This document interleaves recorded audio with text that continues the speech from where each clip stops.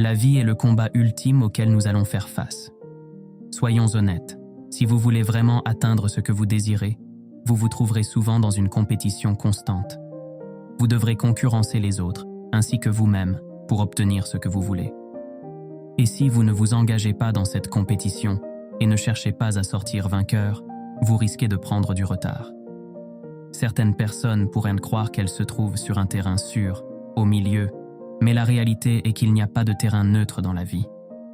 Comme dans toute compétition, pour que l'un gagne, l'autre doit perdre. Par conséquent, à divers stades de votre vie, il est important d'adopter un état d'esprit de guerrier.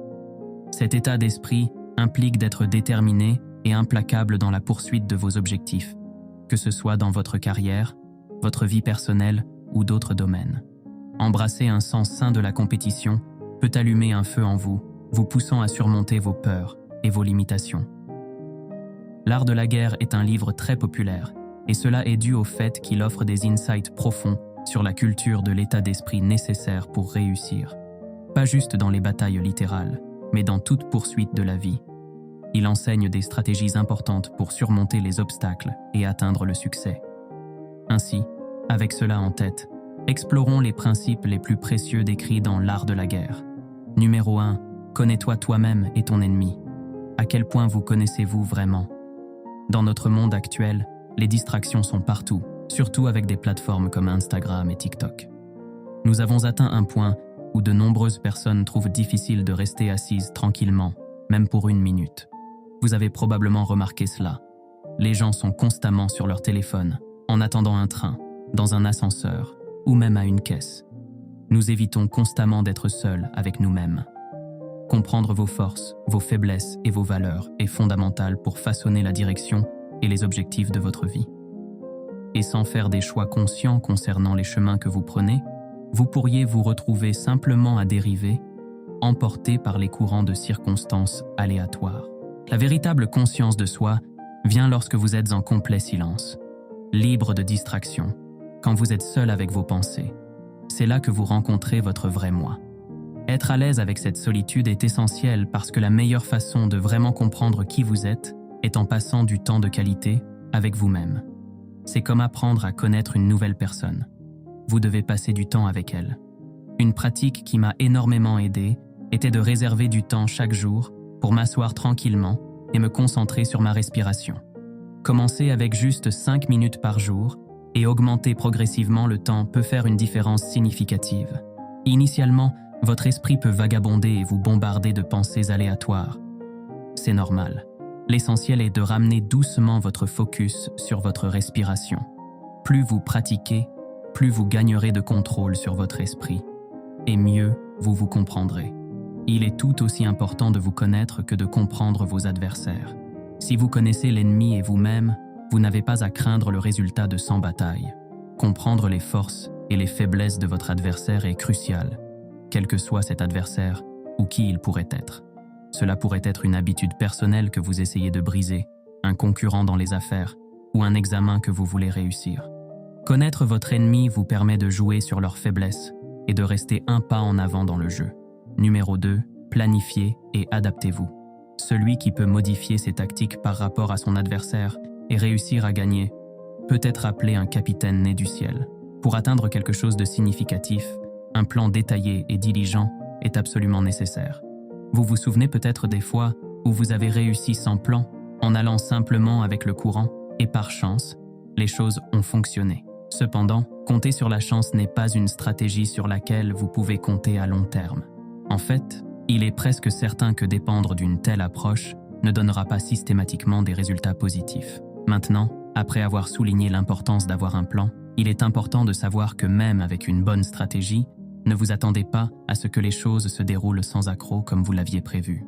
Un principe bien connu s'appelle la loi de Murphy, qui déclare « Tout ce qui peut mal tourner, mal tournera ». Cela signifie que la vie, telle que nous la connaissons, est pleine d'incertitudes. Alors que nos plans servent de guide, ils doivent être assez flexibles pour s'adapter aux situations imprévues qui surgiront. Vous voyez, ces surprises de la vie peuvent être à la fois positives et négatives. Quand vous rencontrez des surprises agréables, embrassez-les. Elles peuvent être des pierres de touche qui vous rapprochent de vos objectifs. D'un autre côté, Quand vous faites face à des défis ou des obstacles que vous n'aviez pas prévus, ne les voyez pas comme des obstacles. Au lieu de cela, voyez-les comme des chances de grandir, d'apprendre et de démontrer vos compétences en résolution de problèmes. L'adaptabilité est clé ici. Il s'agit de penser sur vos pieds et de trouver des chemins alternatifs pour atteindre vos objectifs. Numéro 3.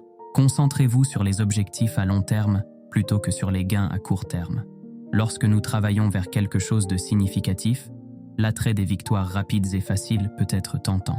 Ces raccourcis pourraient promettre des récompenses immédiates, mais il est important de rester vigilant et de ne pas tomber dans ce piège.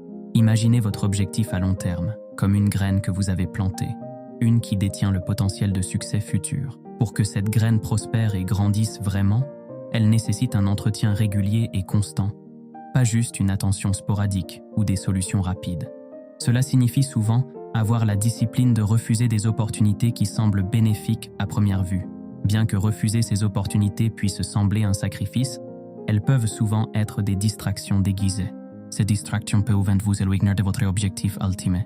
Au fur et à mesure que vous continuez votre voyage, vous deviendrez progressivement meilleur à identifier ces raccourcis trompeurs.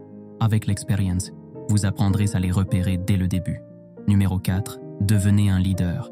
Un leader mène par l'exemple, non par la force.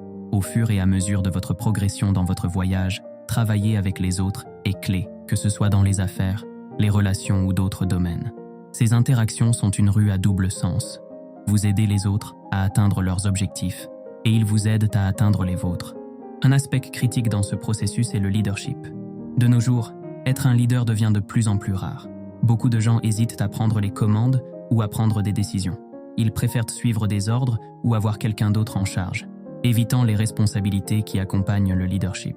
Cependant, si vous regardez toujours cette vidéo, il est probable que vous ne soyez pas du genre à simplement suivre des instructions, et vous êtes probablement plus intéressé à forger votre propre chemin.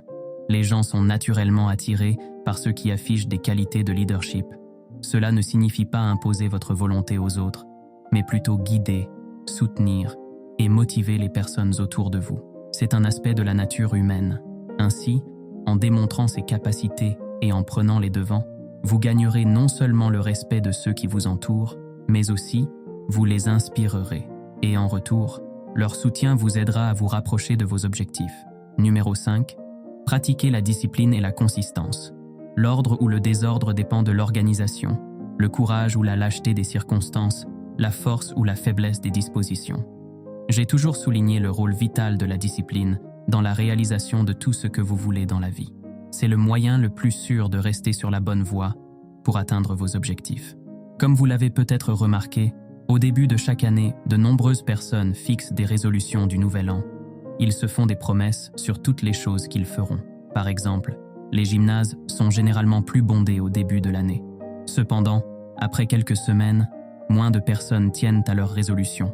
C'est là que la discipline intervient. La discipline vous aide à rester organisé. Elle vous permet d'arranger vos tâches par ordre de priorité. Nous avons tous la même quantité limitée de temps. C'est une ressource que nous ne pouvons pas augmenter. Contrairement au temps, vous pouvez gagner plus d'argent, vous faire plus d'amis et trouver plus d'opportunités. Mais vous ne pouvez jamais ajouter plus d'heures à votre journée. C'est précisément pourquoi la discipline est si cruciale. Elle vous aide à vous concentrer sur ce qui est vraiment important dans votre vie, vous aidant à éviter les distractions ou à devenir trop à l'aise avec le statu quo. Pensez à la discipline comme une couche protectrice autour de vos désirs et de vos rêves. C'est ce qui garantit que vous continuez à avancer, même lorsque des défis se présentent. Vous voyez, la discipline n'est pas juste une question de routine stricte. C'est créer une structure qui soutient votre vision à long terme, vous aidant à rester engagé et sur la bonne voie pour réaliser vos rêves et gagner dans la vie.